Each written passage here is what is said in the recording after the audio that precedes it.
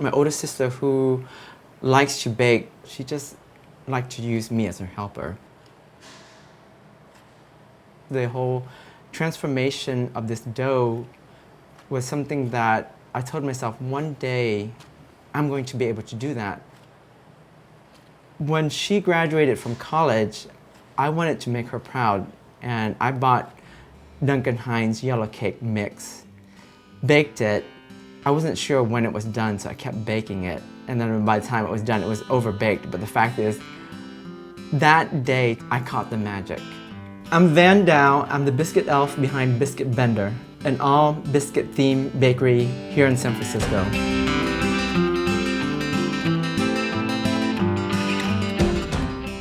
When I moved here to San Francisco and helped Brenda open up Brenda's French Soul Food, she needed a pastry person, and she asked me if I was willing to take that on, and I was glad. I happily took that on because I love baking. I made the first batch of biscuits for the restaurant, and we tested it out. So hot from the oven, we each took a bite, and everybody's eyes lit up. And it was that moment of epiphany. It's like, wow, this is what a good biscuit could attain. Making so many hundreds, thousands of batches of biscuits at Brenda's, there was all this scrap dough. Being a crafty person with an artistic side, I experimented and started developing the base flavors that are still with Biscuit Bender to this day.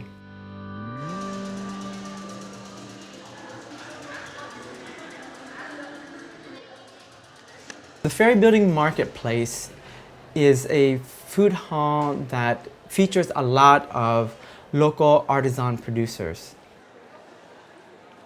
There's a certain level of intimidation because all these shops are so polished. Everything is beautifully packaged, presented, everything is squared away. I intentionally do not present things perfectly in lines and rows. Biscuits are very humble baked good products. So they're presented piled up in baskets. It speaks of abundance, it speaks of generosity. Being in the kitchen has allowed me the time to think about my life, to think about my contribution to San Francisco and where everything is heading. Originally, I'm extremely introverted. And being an introvert is really not compatible with the marketplace. Honestly, I didn't even know that I could do it until I did my pop-up at the Ferry Building Marketplace and discovered that, you know what, I really enjoy being here. When I see a customer that has come to Biscuit Bender for the first time and they actually eat the biscuit in front of me, what I'm thinking is, I hope they have that same epiphany that I acquired when I first bit into the first homemade batch that I made at Brenda's. I consider myself an artist, and as artists, the only way an artist grows and lives is that they have creative freedom.